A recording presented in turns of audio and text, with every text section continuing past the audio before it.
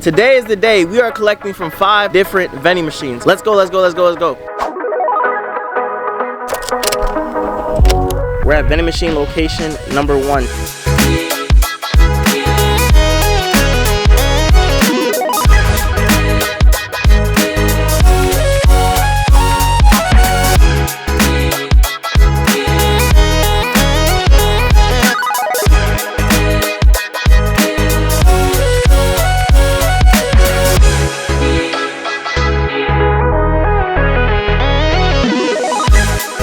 Guys, listen to me when I tell y'all this. I did not start like this, and literally, I got 2 bags, bank bags full of money right now. Like, I can't even lift this one up. Like, can y'all see this?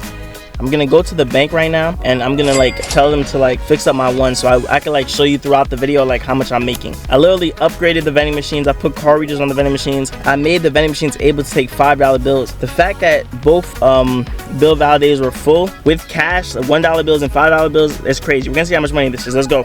Okay guys, so we went to location number 1 and we pulled out a whopping total of $786. This is without the change and this is without the card sales.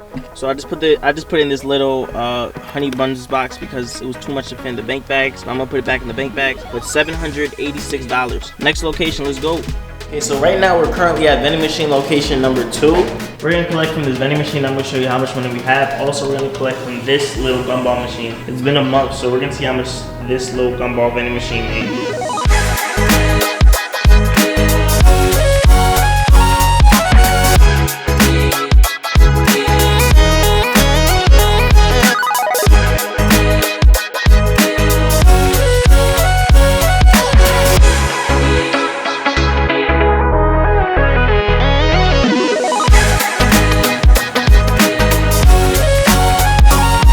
So before I even talk about how much money I made, let's talk about the most common questions people ask when starting a vending machine business. So this is gonna be I did like a Q&A on my Instagram story, and I had a bunch of questions that people asked me. So question number 1, do you have to pay rent at vending machine locations? I tell people this all the time. I personally don't pay rent. I believe that I'm a service provider, and that's why I tell businesses, hey, I'm a service provider. I provide services for your employees and for your customers. I'm allowing a service so that your employees and your customers don't have to leave the building.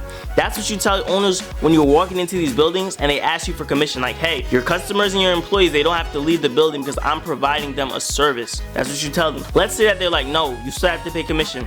What I do, I take the commission and I put that commission right back into the cost of goods. So example, if a company says they want 10% commission, I'm gonna put that 10% right back into the cost of the snacks. So if I'm selling chips at $1, now the chips become $1.10. Everything in the machine gets added 10%. If I'm selling candy for $2, now I'm selling candy for $2.20. Everything just gets adjusted. I don't pay commission, and if they ask you for commission, you take the percentage and you put it in the cost of goods. Next question, how do you find vending machine locations? I tell people this all the time. If you want to find vending machine locations, these are 3 ways that you could do. Number 1 way is you could drive for dollars. That basically means you're just going around your city, you're knocking on different doors, you're knocking on different businesses, walking up to these businesses and saying, hey, my name is so-and-so, and I'm from so-and-so company, and I was wondering if you guys like 2 free vending machines. Yes, no, and you guys go back and forth, and you keep doing that until somebody says yes. Next, you could buy a vending machine on location. So basically, you're gonna buy a vending machine where it's already at, so you could buy the vending machine at like a gym, at like an office building. But remember, when you're buying a vending machine on location, people usually sell when they're losing money, so you just have to be careful. Third way, you could post an ad on Facebook Marketplace that basically says free vending machine for your business. Companies might say this and be like, oh, we can get a free vending machine, and they might text you on Facebook Marketplace. The way that worked best for me is literally word of mouth and social media. If I were you, I didn't have a vending machine business, I have no vending machines, and I want to start the business, I would make an Instagram page and basically promote that I have the vending machines already. Now people are going to be talking. You're going to have friends, family members saying like, oh, my niece, my nephew, my cousin has a vending machine business, and they're gonna spread the word that you have a vending machine business to their companies that they're already working in. That's how I get so many leads for locations, because my family members know I have a vending machine business, and then they go tell their businesses that I have a vending machine business. So now that brings more leads back to me. Third question I get asked the most most is how do you inspect vending machines. For a snack vending machine, you're gonna go with a bunch of dollar bills. You're gonna bring quarters, nickels, and dimes. You're gonna test every coil. So A1, B1, C1, D1. Let's say it has numbers. You'll go 10, 11, 12, 13, whatever the vending machine has. You're gonna test every single selection to make sure that every motor works. Once you figure out that every motor works, make sure it can accept quarters, nickels, dimes, pennies, whatever it can accept. Dollar bills, $5 bills if it can. The reason why you're bringing a bunch of quarters, nickels, and dimes is you want to make sure that you put quarters, nickels, and dimes into the vending machine, because if you don't put quarters, let me actually show you. The reason why I bring a bunch of quarters, nickels, and dimes, because you want to fill this thing up. Hopefully you guys can see it. This right here is called the coin make. As you guys can see, you see 5, 10, 25, 5. You're gonna make sure that this is like halfway full, because if the coin mech is not full on the vending machine, it is gonna say use exact change. So you're not gonna know if the vending machine can give back change. So you wanna make sure this is filled.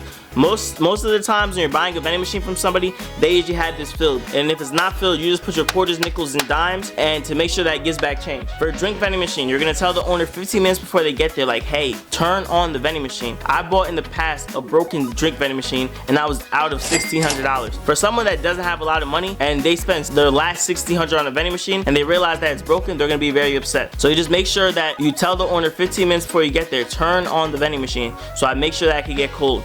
You put your hand under the vending machine. It gets cold. Wow, the vending machine works. Okay, cool. Now you test every single selection. A1, B1, C1, D1. Let's say if it doesn't have the A1, B1, C1, it probably has numbers. So 10, 11, 12. You test all those selections. If everything works, then you are straight and you could buy the vending machine. Also, if you're planning to move the vending machine by yourself, if you lay a drink vending machine on its back, you can't turn on the vending machine for 24 hours. That will mess up the condenser. Food for thought. Also, let me just answer this last question, I'm done. Where do you find vending machines? You find vending machines on Facebook Marketplace, OfferUp, Craigslist, or you could go to vending machine warehouses. You find the vending machine warehouses on Facebook Marketplace. You could tell the difference between a vending machine warehouse, a private seller. The difference. The reason why I like vending machine warehouses, and I bought like the last 5 vending machines I bought from the vending machine warehouses, is one, they move the vending machine for you, or they could give you a vending machine mover to move the vending machine for you. And my vending machine mover charges me $150. The vending machine warehouse, they also give you warranty and they show you how to use the vending machine. If you buy from a private seller, they probably won't give you that. You have to figure everything out by yourself. But there's so many videos on YouTube that can show you how to use, program, set prices for vending machines. You should be fine. Saying make sure that the vending machine is MDB compatible. That just means it can take a card reader.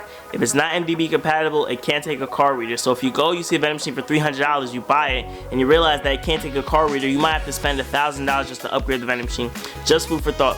Now let's talk about how much money I made. So I did the collection yesterday, and now let's talk about the numbers. Let's go over how much I actually made. So we got the chicken over here, so let's get into it. From location number 1, I made a whopping total of $836.09. From location number 2, I made a total of $540.09. So that's a cash total of $1,376.18. From card reader sales, I made $232 in card reader sales, and that's a total for this whole collection of $1,608.18. If you made it this far, comment the word "Vend" down in the comments, and I'm gonna catch you guys on the next video. Peace.